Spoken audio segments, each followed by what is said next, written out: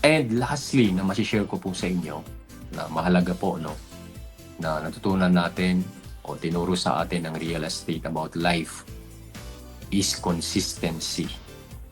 Consistency. So, yung pagiging consistent day in, day out. Ako po kasi talaga,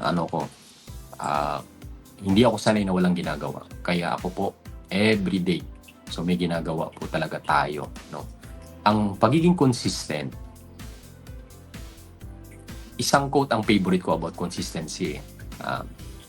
I'm not sure kung sino na nagsabi po nito. No? Sabi is, without commitment, you will never start. So without commitment, you will never start. Without consistency, you'll never finish. Without consistency, you'll never finish. So kaya napaka-importante po ng consistency. Sabi nga, no, pagdating sa consistency, sa persistence, no,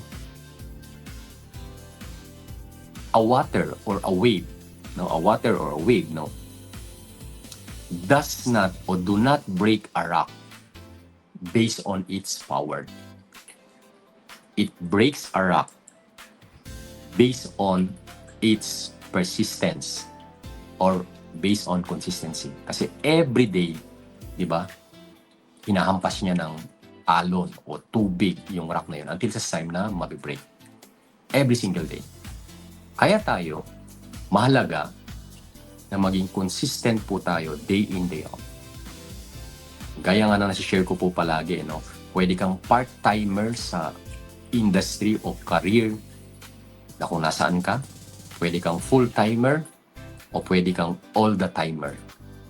Ang pagiging all-the-timer, yan ang consistency. Yan ang consistency. Day in, day out.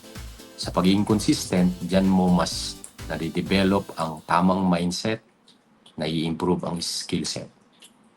Wala naman sigurong, magbigay po tayo ng analogy, no? Wala naman sigurong naging physically fit nang hindi nag-exercise every single day. Wala naman naging magaling sa isang bagay kung hindi niya yung ginagawa every single day. Mapa-basketball man, kung anumang laro yan, no? Kailangan po maging consistent tayo sa pagpapractice natin at ginagawa natin every single day. Majority of the time, yung iba nagiging consistent sa hindi magandang bagay. Kaya nagiging magaling sila doon. Nagiging magaling sila na sa, let's say, sa bad things. Like for example, naging magaling sila sa chismis o nagiging marites na, no? So, kasi consistent sila day in, day out doon. So, ganun lang po ang concept. Kung gusto nating maging magaling, like for example, bilang isang salesperson, bilang isang marketer, bilang isang business owner, every single day ginagawa mo yan. Hanggang maging second nature na lang yung mga kilos mo. At yan po ang importance ng consistency. At majority, hindi po kayang maging consistent. Majority, hindi kayang maging consistent. Pwedeng nag-attend ka ng seminar, hype ka, then after the seminar, after one day or after a week, wala na. Wala na yung fire. Kaya dapat nanggagaling talaga sa internal mo yung motivation mo. When you have a bigger purpose or bigger dreams, dun ka mas magkakaroon ng discipline to stay on your course. Kasi alam mo kung ano yung importante sa'yo. Kung importante ang health mo, alam mo sa sarili mo na kailangan mong maging consistent sa tamang nutrisyon, sa tamang pahinga, sa tamang sleep, sa tamang exercise.